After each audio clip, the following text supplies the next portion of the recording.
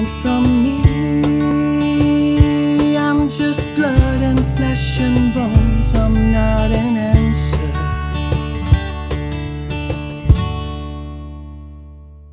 Welcome to Mildly Entertaining at UNCW, the show where the Office of Military Affairs keeps you mildly entertained and more or less up to date on what's going on at UNCW. Your hosts are Joanna DeMott, the Military Liaison and Program Coordinator, and Melanie Nelson, the Military Student Services Specialist. Greetings, Joanna. I'm going to go out on a limb and say that you are fabulous today. That limb went too far. It broke off. I'm great. I'm great today. I'm not. Don't go out on limbs for me. How are you today, Melanie?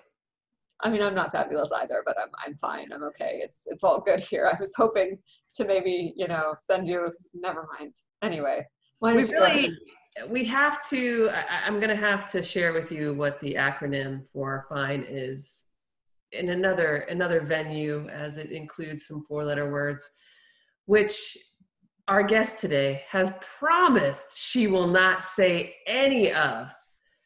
We have Feletia Lee here, the recycling coordinator at UNCW. How are you today, Feletia? Yeah, I'm actually kind of good. Yeah, good. I'm good. Good. That's a good word. We like that. Yeah, it's better than fine, right? better than fine, better than bad. It's a positive word, and I enjoy it. I can see that you are not where we would normally see you on campus right now. No. You have a different type of working situation. Can you tell us what your working situation and how it's changed since early March?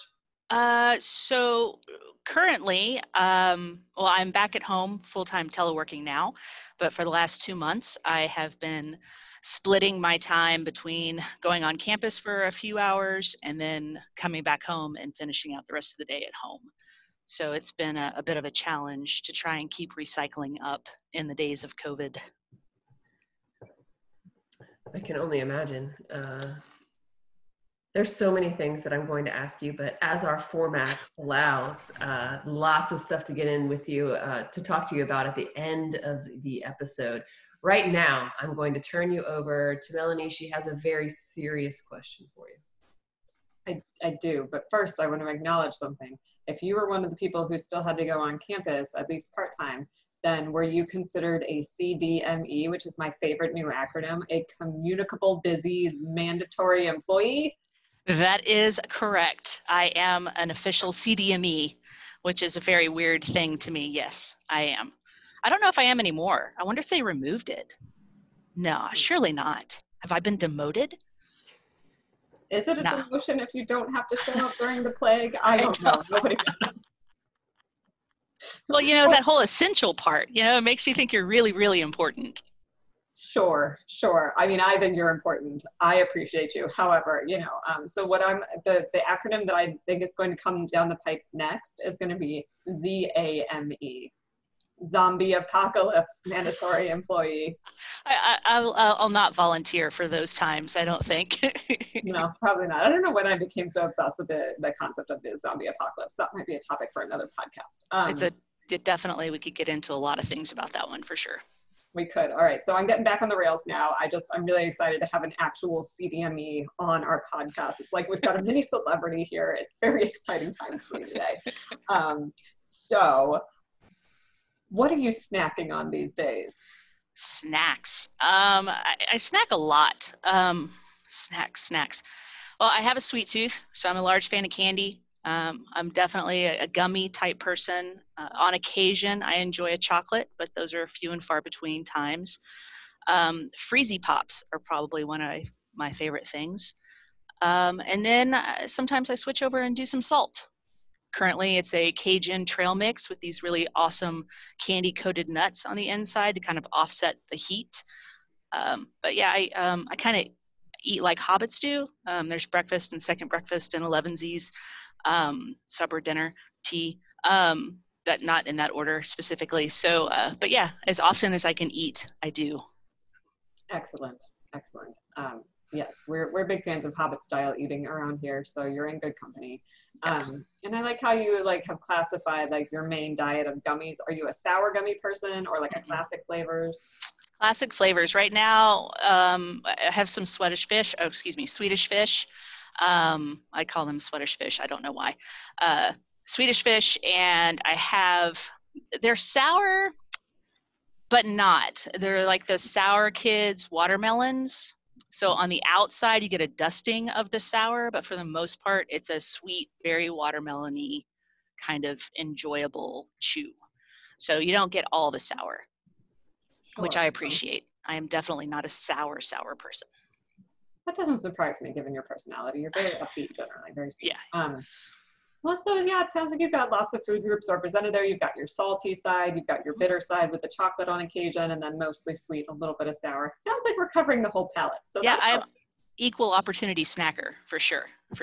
No snack left behind in my house. No snack left behind. What an excellent catchphrase. That is great. So back to this whole teleworking thing. Yes. So sometimes you were on campus, but when you're on the days when you're like not going back in to do the recycling job, what or whom do you not miss right now while teleworking? There's a real evil chuckle going on here, guys. Yeah, there is. What or whom? I don't know that it is a what or a whom. Maybe it kind of could be put together with no offense to anybody, but I kind of don't miss being overtly managed, if that makes sense. I really appreciate I know a lot of the times it's not always a good thing to let people just run off and do whatever they want, but I appreciate having that little touch base first thing in the morning, and then, all right, do what you got to do. We believe in you. We trust you. Make it happen. So I don't miss being overtly managed, if that makes sense. I think that makes a lot of sense. There is this like freedom to being like, I'm at the computer and I'm available for the things I need to be available for, but also if I'm going to wander off and walk around my house for a couple minutes, like, how is that any different from what I'm doing on campus? And can we not micromanage that? Yeah. And when we first started this podcast, we would talk to people about like, how is your need for validation going? Like, do you feel like that little check-in in the morning is enough to feel like you're doing your job and you're producing? And I think a lot of that has to do with how you're used to being managed. And if you're used to having somebody that you have to check in with like a couple times in the morning and a couple times in the afternoon, then you're sort of used to getting that validation of like, yeah, everything's on track. And now that it's just once a day, it's like, it's nice to have that settle and to feel like, no, this is all we need. We're good. We're good. We're okay. I mean, I miss the back and forth, the banter piece of it, and having the access to that. Sometimes it's nice to bounce those ideas off of other people that are familiar with your setting and your situation. I know my girlfriend's really sick of hearing me talk about how I can maximize recycling on campus, or, you know, what the cans look like right now, or what kind of labels I need to put on them to make them stand out. So it would be nice to have that kind of back and forth. But other than that, you know, it's kind of cool. I'm here, I'm getting things done, which is super awesome. And I'm able to have that quiet time to do the things that need to be done that are super, super boring, like, you know, procedures and policies and, you know, designing stickers for recycle cans. Not even fun stickers, just this is what the mixed plastics look like. You know what I mean? Like, that's all. So it's nice. See in my face, I was getting excited about like stickers, and then you're like, no, we're talking about just very, words. like, government labels here. It's a whole thing. Yeah. What kind of font do you want to use, Feletia? There you go. Let's get excited about fonts. Creative license. And then they're like, actually, that font doesn't work in our printer. And you're like, damn it. I almost did a 4-letter. I didn't. I changed it to dog. Oh, thanks. We here at Mildly Entertaining really appreciate the extra effort there. So number one, if you ever need somebody on campus to come nerd out about recycling policies and procedures, I'm a policy person. I love standard operating procedures. I love Lean Six Sigma concepts about standard work and like step by step. And you give people like, why do we have to do it this way? Because of this. Like, so if you ever need somebody to come geek out about recycling procedures, I'm your listening ear. I am your sympathetic ear. I'm here for you. Come find us in the Military Affairs Wing in Veterans Hall, and we will geek out together over your shiny new labels. Sidebar. That was a sidebar. So we're moving back into things. So we've noticed you doing some things on Zoom. You've been attending some Zoom trainings. That's how I was like, I know her. She's the recycling person who comes to the lounge and tells me about things. So what are your pet peeves on Zoom right now? I mean, there's the mute button thing. The problem with the mute. I mean, really, we're 10 weeks into this, so have we not figured that out? That's the first thing. The second thing is a relatively new occurrence that I noticed, I don't know, probably a couple weeks ago. These moving Zoom backdrops. Have you seen, like, they're like actual moving pictures. I have not yet encountered that. It was the weirdest. And for a second I thought, wow, is that person in a car? Like the backdrop was like somebody out of a window, and the backdrop itself was just, I don't know, like the backdrop, and then it looked like hair waving, but you couldn't exactly make out the whole picture because the person was in front of it. So, but then there was this weird thing that kept flying out the side that kept pulling your eye up to it every single time it would move. So I think that's my new thing, is the moving backdrops. I think also, how in the world did you get moving backdrops? Like, that's pretty cool. Not an annoyance, but it's interesting. Like, it's impressive, but also irritating. Yes, exactly. Yeah. We've been hearing a lot about people's Zoom backgrounds recently. And it reminds me, actually, one of our very first episodes, I think we were talking about, there was some guy who like took a photo of himself entering the room and then used that as his Zoom backdrop so that it looked like he was Zoom bombing himself on a call. And I was like, that's just, you had too much time. Too much time to really think about it. Too much time to think about it. Yeah, I don't know. Like, this is all tempting me to like come up with a way that I can give myself a green screen instead of my dark purple background so that I could like mess with people's minds. Oh, I was really excited. I'm probably just annoyed by the person smart enough to get the moving backdrop, because I was so excited about backgrounds and like found myself I'm going to show off my geekness, but I found like this really awesome like Star Wars backdrop, and I was like, yes, this is going to be my backdrop for everything. And then I didn't realize I didn't follow directions, or didn't read that one line that said you had to have a green screen. So everything was backwards and looked all weird. And I'm kind of disappointed by the fact that I can't do it. So now I think I just am annoyed by everybody's really awesome Zoom backgrounds. Really, it's my fault that I'm annoyed by them. Sometimes it helps to acknowledge that we're really just jealous. Yeah, when push comes to shove, I'm just jealous of other people's technical prowess. My pet peeve is that I can't do it. So, okay. So what's something you've learned about yourself while working from home? Maybe personally, maybe professionally, apart from the not wanting to be managed or over-managed, really. Is there anything else you've learned about like how you like to work? I think I've realized that I really like structure.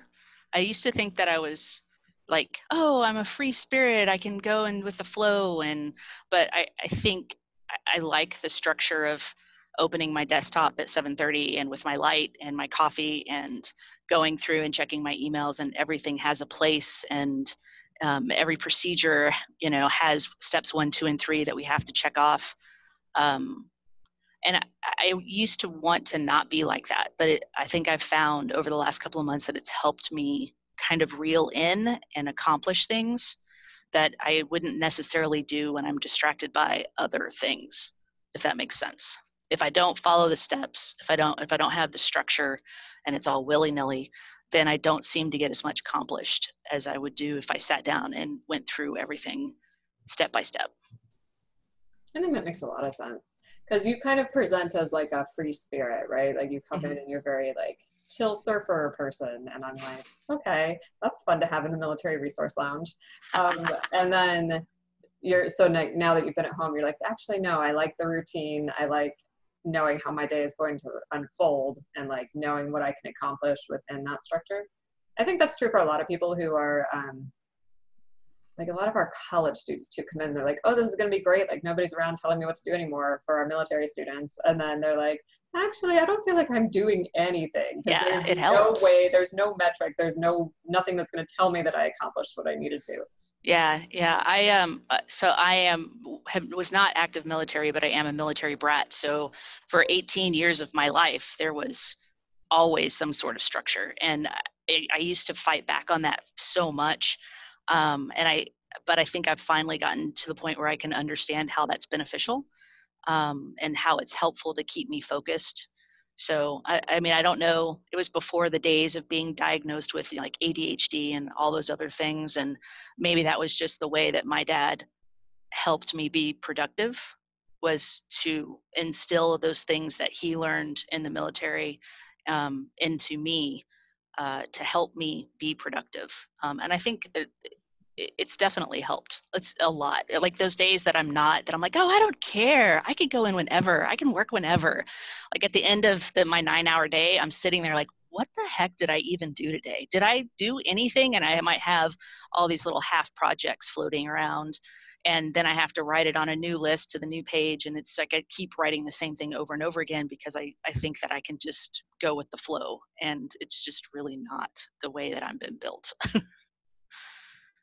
So that leads me to my final, very serious investigative journalism type question, which is, if you suddenly had to only telework for the rest of your career, and that somehow worked out with recycling, I don't know how it would work out exactly, don't get too wrapped up in the details here, but if you had to telework for the rest of your career, what would be the most important thing for you to keep in mind? To keep in mind is to stick with the schedule, to definitely stick with the schedule. Because there is so much freedom and you don't have that oversight, it's easy to slip into a place where you're not getting the things done that you should get done. And so if I have that schedule, as long as I think I have that schedule, then it works. People laugh at me and I'm like, no, I work from 7:30 to 5. That's what I work. I take my lunch at 12 to 12:30 because it's summer hours. And then on Friday, it's 11:30 and I close my laptop. That's my schedule. And people are like, what? And all these people are like, oh, I get emails from people at 8 o'clock at night. I'm like, what in the world are you people doing? Like, I don't understand how you guys work like that. It makes no sense to me, but hey, you do you. That's awesome. This is me. There are those of us who are good at setting boundaries, and there are those of us who have not yet learned that lesson. Yeah, I can't. Ooh, I can't. Yeah. Structure. Summer Friday afternoons. Please don't email me trying to get a response. It will be Monday-ish by the time I respond. And that's okay. Very, very good. All right. Well, thank you for telling us all of that. I think this is a very interesting conversation. And really now I just want to see your labels because I like labeling things. See what font we've chosen. You're going to have to update me on that one. Inquiring minds. Okay. They want to know. All right. They want to know. So exciting. I almost fell asleep. So pinball machines. I love pinball. How do you know I love pinball?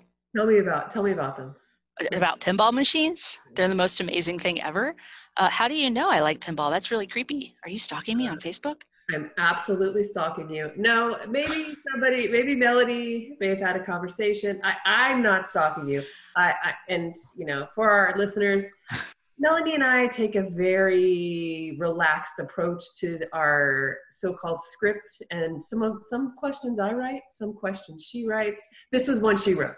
So we just really met, so that would be really weird. So I can see that. Yeah, thank you for the clarification. That makes me a little bit more comfortable answering the question now. Pinball. 2 years ago, I guess, I stumbled across a pinball league. And they were doing a pinball tournament and there were signs up that said that they were having a league. And I was like, maybe that's something fun that I can do to get myself outside of the bubble. I mean, I enjoy playing pinball. How hard can it be? Oh, girl, you don't even know. So I joined this league. I am an extremely competitive person. And I realized very, very quickly that when it comes to pinball, I am not a very talented individual, and people are far, far, far more talented than I am. It is insane how good people are on pinball. So I played in the league for 1 or 2 leagues. I'm still a member of the Cape Fear Flipper Club. So if anybody's into it, once all of this lockdown stuff opens up and bars start becoming open again and the machines are free, you should check out Cape Fear Flipper Club. But yeah, it's a lot of fun. It's an interesting group of people. They're doctors and instructors. There's a professor from UNCW that's in the Cape Fear Flipper Club. So it's a really, really interesting group of people to go and spend like a Thursday night with for a couple of hours. So it's kind of interesting.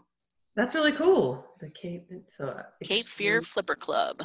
Extreme pinball. I love it. And anybody can play. Like even like I had never really played pinball before, and everybody was like super welcoming. Of course, it gets really like cutthroat up at the top brackets. I am not used to not being in top brackets, so it was a little bit of a ego check for me to suddenly be okay with coming in at the bottom, and that was fine with me. I can see. I mean, I see. Our listeners can't see this, but you have an amazing poster behind you. And he could possibly be in the top level of every league. Possibly. Tell me a little bit about that. So what you are seeing behind me is a framed poster of Lou Ferrigno as the Incredible Hulk. Incredible Hulk was one of my favorite things growing up. I grew up on the television show. And I had an opportunity to meet him at a comic book convention. So I'm very excited. I'm going. I get up there. I'm standing in line. I meet him. I talk. Okay, childhood dreams realized. Chills and little tears and walking away. It was everything I wanted it to be. He was a very nice man, very polite. Hyper focused on you. It was so cool. So we're walking off, and my friend says, "God, he's kind of an a-hole." She didn't say a-hole. I was like, "Well, I don't understand. What are you talking about?" Well, I kept trying to talk to him the whole time, and he totally ignored me. Like every single time I would say, "Hi, how are you?" He would totally ignore me.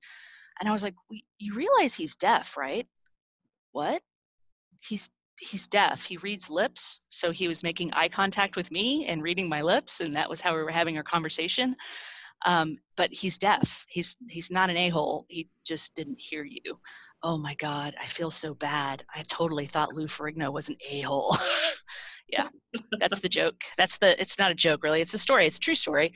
But yeah, Lou Ferrigno. So maybe if somebody's ignoring you, they may not actually be ignoring you. They just can't hear you because they're deaf. Shouldn't make assumptions, right? But yeah, that's the story behind that poster. That's a lesson that I didn't think we'd get to on this podcast for sure. That's pretty cool. That's an interesting story. I had no idea that Lou Ferrigno had a hearing impairment. So that's interesting. Yeah, he reads lips, and that's how. And he would talk. He talks, but he does all of the communication through reading lips. So with the stuntmen, through everything that he did, they just had to make sure that he could see the face so that he could understand what was happening. So pretty cool. Yeah, absolutely. I was on a training with you, and you mentioned something that I found quite interesting about the styrofoam recycling. So as somebody who's kind of new to the area, to be able to recycle styrofoam is really, really cool. So can you tell us a little bit about that? Our styrofoam recycling program was kind of a brainchild between the warehouse manager, Pete Bloodworth, and a sustainability peer. And so they sourced the machinery, got the funding for it, and got us a recycling machine for styrofoam. Specifically, it's expanded polystyrene. So it's the blown up bubbles. So if you bend it and it snaps into those little annoying, balls of foam that blow all over the place, that's expanded polystyrene. And so we have what's called a thermal densifier, and it uses heat and pressure to take the styrofoam and condense it into something that weighs something. So part of the reason why styrofoam is not normally accepted for recycling is because it costs too much to ship it from point A to point B because it's so light. It's like 99% air or 98% air. So what this machine does is it takes all the air out, and then suddenly you have something that weighs something and is worth the shipping to process. So we take it. It's a community offering. It's not quite the right word to use. And yeah, anybody in New Hanover County, we actually have people from Brunswick County that drive over the bridge that brings us styrofoam once a month. They can come bring us styrofoam and we process it. We sell it to a company outside of Charlotte that takes it, and it gets broken down into smaller pieces and eventually gets made back into picture frames, which is kind of a cool thing. From a styrofoam cooler to a picture frame. That's pretty cool. Exactly. Yeah, exactly. Yeah, it's I mean, styrofoam is in and of itself is amazing. There's just so much of it. It does exactly what it was designed to do. You know, it's just we just keep making more and more and more and more of it, and it doesn't break down in landfills. And if you can't take it to a place that recycles it, that's what's going to happen. So it's a pretty cool process, honestly. I really we got a second machine that was donated to us. It's broken, but we're trying to get it fixed back up and repaired, and then we're going to get the electrical piece because it's expanding. Like the program is crazy expanding. We just sent off 5 tons worth shortly before, just right before the shutdown happened. We sent 5 tons of styrofoam off, and then we got the second machine. And we have some arrangements with like Acme Smoked Fish. They send us their fish containers. Ashley Furniture sends us their stuff. The pottery store that's over on Market, I think, sends us stuff. And then we just made an agreement with Sturdy Corporation to take their styrofoam as well. Because it's beneficial for them. They don't have to pay for the pickups and the disposal fees associated with it. So it works for us because then the money, the revenue that we generate from that comes back to the university. So it's an awesome opportunity to be a benefit to the out of the community, to be a benefit and have it come back into the university and just keep being this beautiful circle. So it's really cool. Yeah, absolutely. I was super excited about that. It's amazing everything that the university does. I'm not plugging the university, but no, I'd be happy to. But this piece just was so interesting to me. Is there anything else that you'd like our audience to know about what you do, or maybe any misconceptions that people have? Misconceptions about recycling. I think the biggest one is I don't think that people understand in general what happens after you put it into the recycle bin, and how actually by you participating in the recycling process, and whether that's on the campus or through the county or your city or whomever is running your recycling program, that you're actually generating revenue that comes back. It's not a lot, it's a little, but it does come back. And not only are you generating something that can come back and you can recoup costs on that material, you're also saving landfill space, which in turn increases the life of that landfill. And people don't think that landfills, it's always been taught that it's out of sight, out of mind, it's dirty, don't think about it. But the fact of the matter is, for instance, in New Hanover County, we've got 60 years, I think, on the landfill that we have. What do we do with our trash after 60 years? And those costs to send it someplace else, they fall back on the community. We pay for those things. And so by participating in recycling programs, you're actually going to save yourself money in the long run because you're not going to have to pay for those disposals. And I think people miss that point to a certain extent, that it is beneficial to you personally to recycle. It's not about, I mean, it is a little bit about being a big old tree hugger and an environmentalist, but it's also an economic benefit for you and for your community to make it something sustainable and resilient, and thinking about that far into the future and being proactive instead of being reactive. So it's a real cool thing about recycling, is that it's a way to be proactive in managing waste. Wow, I had no idea that there was an economic benefit. Thank you. No problem. So much for... Girl, I could bore you. Your eyes will start bleeding if we keep talking about trash. I ain't even lying. It is crazy. I love trash. I love it. Yeah, I've learned so much. Thank you. Thank you so much for coming on today. It's not a problem. Thank you for having me. It's been fun.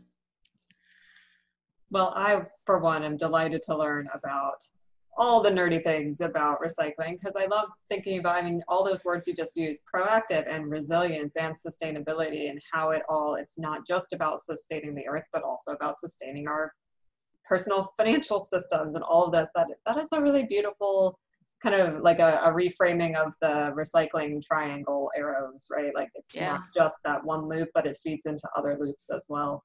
Yeah. So thank you so much for sharing that. Yeah, it's not a problem. It's important to remember that sustainability is not just like the green earth piece. It's about people and and about community and about profit as well, and to find that perfect synergy between all of them. It's a cool thing. And you just threw synergy in there. When did Mildly Entertaining become the place where we drop all the catchphrases? It's because I'm actually talking to other human beings. Like, wow, it's amazing. This is a service that we provide to the community. We talk to people who are stuck in their homes, and then sometimes they stay on the line afterwards and talk to us for like a while longer. And we're like, oh, you really haven't talked to anybody outside of the people in your house for a while, have you? Okay.